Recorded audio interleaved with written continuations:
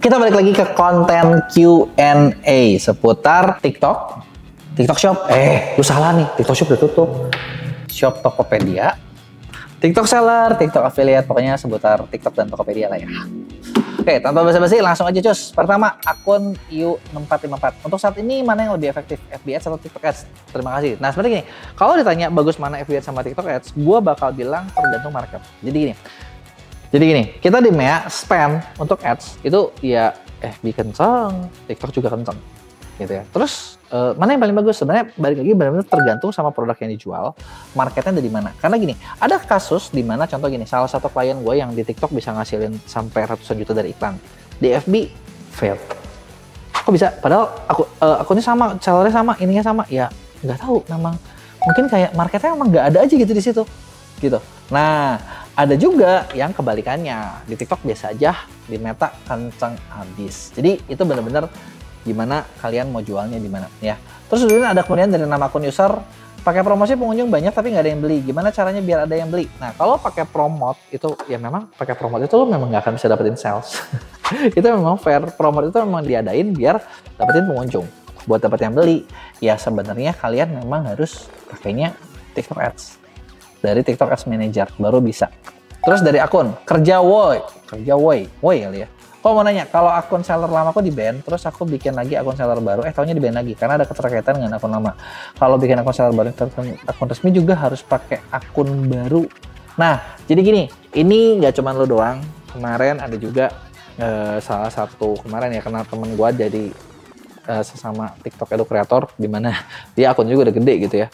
Jadi emang lucunya gini, TikTok ini memang ini agak apa ya, sadis gitu ya.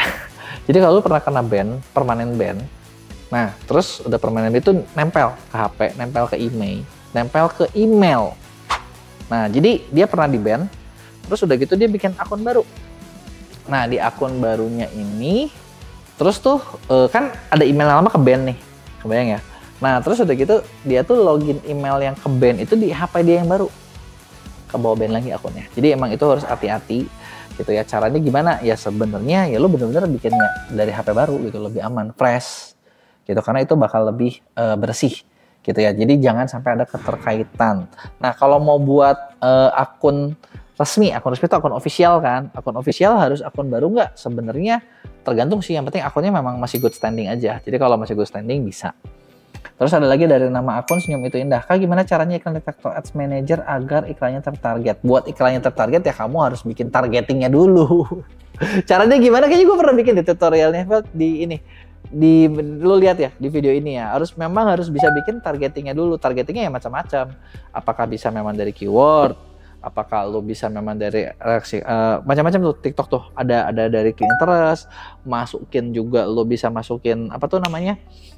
Interaksi dengan kreator, bisa juga memang dari website, bisa juga dari TikTok Shop gitu. Jadi caranya kayak gitu. Nah terus dari Wulan Dian Puspita, Kak aku jualan di TikTok, aku mau jualan, aku tuh banyak yang affiliatein tapi katanya harus nunggu 180 hari. Sekarang baru jalan 2 bulanan jualannya, apa ada cara lain biar bisa dijualin sama affiliate? Biar bisa banyak yang affiliatein harus nunggu 180 hari, kayaknya kamu lagi kena pelanggaran kah? Atau lagi punya masalah kah? Karena setahu gua akun baru juga bisa langsung loh, kecuali memang lagi kena AOL, Average Order Limit, yang ada limitasi. Tapi limitasi itu juga sebenarnya kalau buat affiliate sih bisa-bisa aja ya, kecuali memang lagi ada pelanggaran kayaknya gitu. Cara lain nggak biar bisa dijualin sama affiliate ya? Kalau misalnya memang akunnya masih banyak pembatasan, penampilannya pelanggaran dan akunnya masih baru, ya paling gampang bikin akun baru aja gitu ya. Terus kemudian ada dari akun Eli Winda, akun affiliateku ditutup permanen, ajukan banding tapi tetap ditolak. Nah lu kalau permanen kenapa nih? Ada masalah apakah?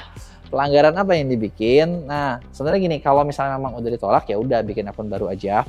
Tapi buat kedepannya kalau memang mau aman, mending gabung di MCN sebagai managed creator.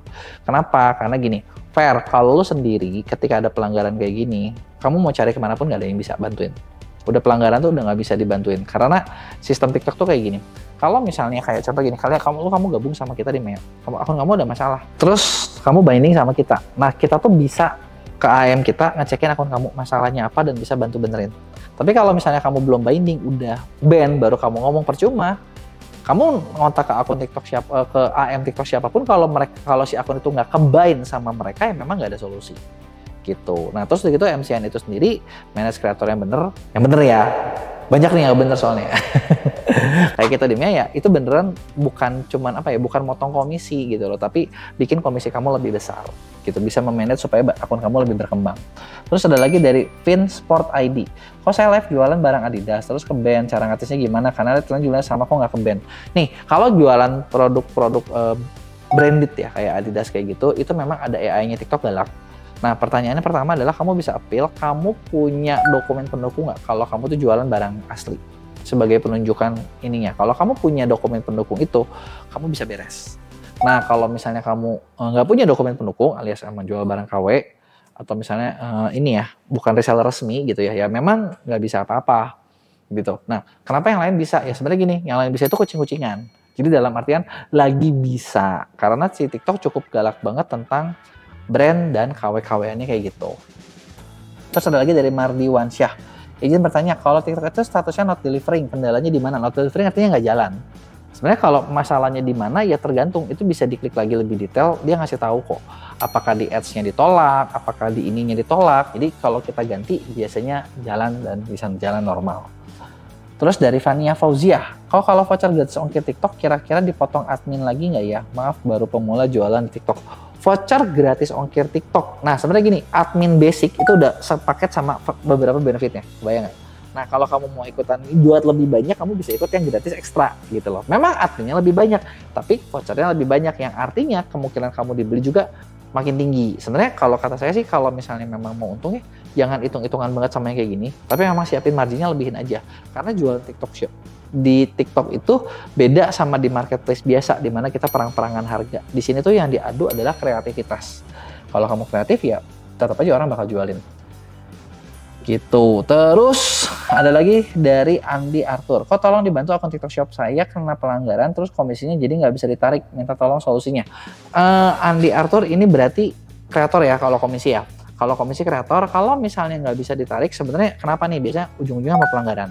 Nah pelanggaran itu apakah pelanggaran yang memang kamu lakuin atau pelanggaran yang kamu tuh nggak lakuin tapi kayak salah deteksi. Nah yang jadi masalah gini, kalau misalnya kamu belum binding dengan kamu belum jadi manage kreator atau belum binding di MCN, kita nggak bisa ngapa-ngapain. Gitu. Gue mau nanya ke orang dalam juga, mereka nanya, ada di akun lo nggak?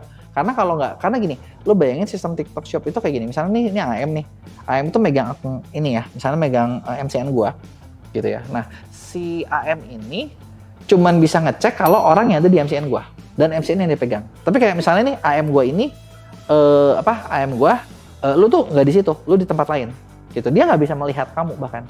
Nggak bisa dicek gitu. Nah, jadi solusinya gimana ya? Gue nggak tahu pelanggarannya udah seberat apa. Tapi sebenarnya sesimpel kalau mau dicek kayak gitu ya, lu binding dulu sama kita gitu loh. Baru kita bisa ngurusin. Gitu. Ada terakhir dari Batik Busairi. Kau buka kelas nggak? Sebenarnya ada beberapa kelas yang bisa kamu ikuti seputar TikTok Shop. Ada bukunya juga. Kalau buku ini ada. Kalau lu yang senang baca, kalau ada kelas, gue ada kelasnya. Ada linknya, nanti dimasukin di deskripsi, lo bisa ikutan gitu ya. Ada tentang buat TikTok Shop, ada juga kalau kayak buat kreator juga, ada buat khusus kreator atau afiliator ya. Jadi itu aja berbagai pertanyaan kita yang dijawab di konten ini. Kalau kalian masih ada yang punya pertanyaan lain, boleh bikin di komen ya, nanti gue bakal jawabin kayak gini.